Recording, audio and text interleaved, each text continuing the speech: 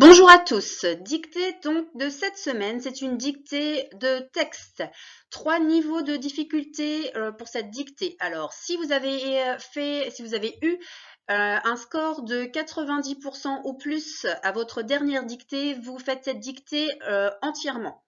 Si vous avez eu plus de 75% de réussite, mais moins de 90, vous faites la dictée 2 étoiles. Et si vous avez eu moins de 75% de réussite lors de votre dernière dictée, vous faites la dictée 1 étoile. C'est parti, sortez votre matériel, on démarre. Tous ensemble du coup.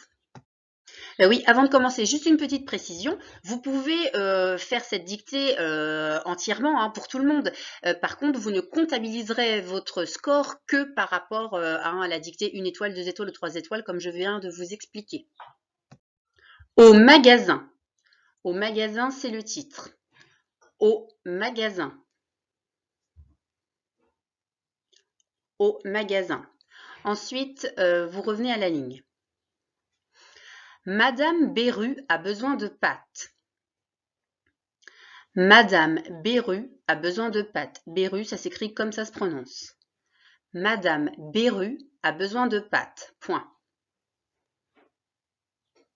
Madame Beru a besoin de pâtes. Point. Vous faites pause si vous n'avez pas eu le temps. Madame Beru a besoin de pâtes. Point. Demain, virgule, demain, elle traversera le parc pour aller au supermarché. Point. Demain, virgule, elle traversera le parc pour aller au supermarché. Point. Demain, virgule, elle traversera le parc pour aller au supermarché. Point. Son parapluie sous le bras, virgule, son parapluie sous le bras, virgule,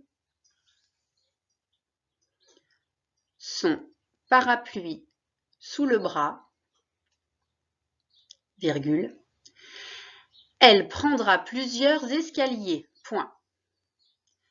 Elle prendra plusieurs escaliers. Son parapluie sous le bras, virgule, elle prendra plusieurs escaliers. Point. Je répète ces 3 phrases. Donc, au magasin, Madame Beru a besoin de pâtes. Point. Demain, elle traversera le parc pour aller au supermarché. Point. Son parapluie sous le bras, virgule, elle prendra plusieurs escaliers. Dans le magasin, virgule, dans le magasin, virgule, elle comparera les prix des aliments. Point. Dans le magasin, virgule, elle comparera les prix des aliments. Point. Dans le magasin, virgule, elle comparera les prix des aliments. Point.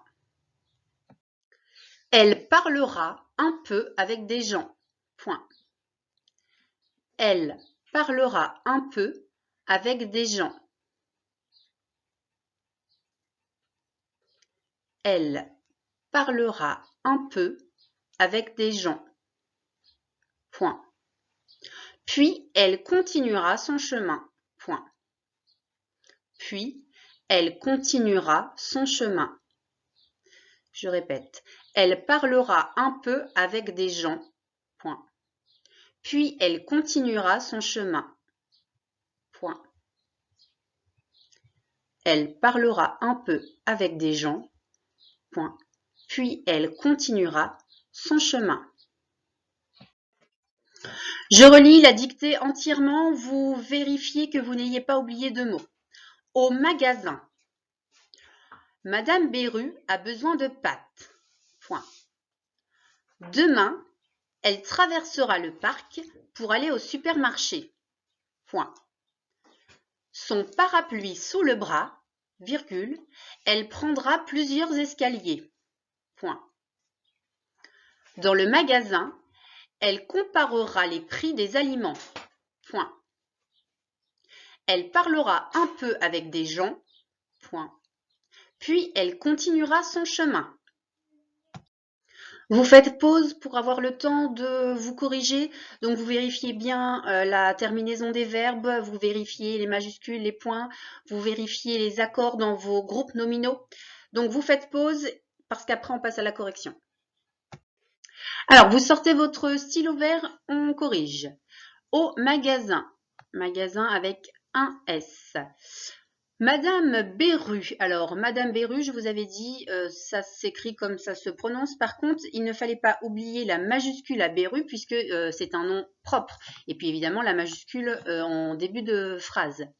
Madame Beru a besoin de pâtes. A, ici, c'est le verbe avoir, donc pas d'accent. Besoin, c'était un des mots que vous aviez à apprendre. Besoin de pâtes. Alors, pâtes, il ne fallait pas oublier l'accent circonflexe, ne mettre qu'un seul T. Et alors, ici, ce n'était pas précisé dans la dictée. Donc, si vous n'avez pas mis le S, c'est que vous vouliez dire que Madame Beru a besoin de pâtes, mais de pâtes à tarte, par exemple, donc au singulier. Par contre, ici, dans la correction, Madame Beru a besoin de pâtes. Ce sont des pâtes comme des coquillettes ou des spaghettis. Donc, des pâtes. Donc, on met un S. Donc, voilà, si je laisse une tolérance pour ce petit S à la fin de pâtes. Demain. Demain, donc c'est un mot invariable que l'on voit régulièrement, le son 1 A-I-N. Demain, elle traversera, donc traversera, le verbe traverser conjugué au futur, donc la terminaison A. Donc traversera le parc. Le parc, c'était un mot que vous aviez à apprendre. Pour aller au supermarché, aller, ici, le verbe, il est à l'infinitif, il n'est pas conjugué. Pour aller au supermarché. Comme ça se prononce, supermarché. Ensuite, donc, point. Donc, je commence la phrase suivante par une majuscule. Son parapluie sous le bras. Son parapluie, c'est le sien, ce n'est pas le verbe être ici. Donc, c'est le déterminant. Son parapluie, parapluie, c'était un mot que vous aviez à apprendre. Sous le bras. Sous, donc, il y avait une lettre muette à la fin de sous. Également à bras. Hop. On peut dire un brassard dans les mots de la même famille que le bras. Donc, il y avait un S à mettre à la fin de bras. Elle prendra plusieurs escaliers. Prendra, c'est le verbe prendre qui est conjugué ici au futur. On l'avait révisé. Plusieurs escaliers. Plusieurs, c'est un mot invariable que l'on a vu il n'y a pas longtemps dans une ancienne dictée. Donc, il ne fallait pas oublier le S à plusieurs. Et escalier, il fallait l'accorder ici puisqu'il y en a plusieurs. Il fallait mettre un S. Ensuite, dans le magasin, donc majuscule pour la phrase suivante, dans le magasin, donc on reprenait le mot magasin, elle comparera, donc ici la règle devant MBP, le N se transforme en M. Le verbe comparer, conjugué au futur, donc la terminaison ici c'est A, puisque c'est conjugué avec L, troisième personne du singulier. Elle comparera les prix, prix P-R-I-X, vous l'aviez appris, les prix des aliments. Aliments, ici, donc, aliments, il y a une lettre muette, puisque c'est un mot de la même famille que alimentaire.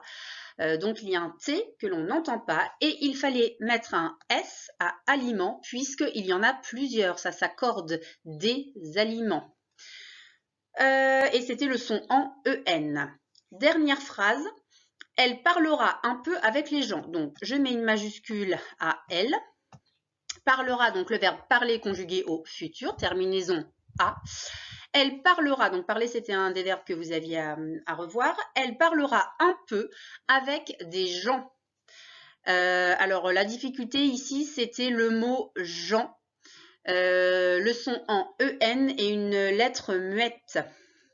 Mais il me semble qu'on l'avait vu il n'y a pas si longtemps que ça dans une dictée. Et dernière phrase, donc je n'oublie pas la majuscule. Puis elle continuera son chemin, donc puis mot invariable. Elle continuera, c'est le verbe continuer. Attention au E que l'on n'entend pas. Le verbe continuer, on le voit ici.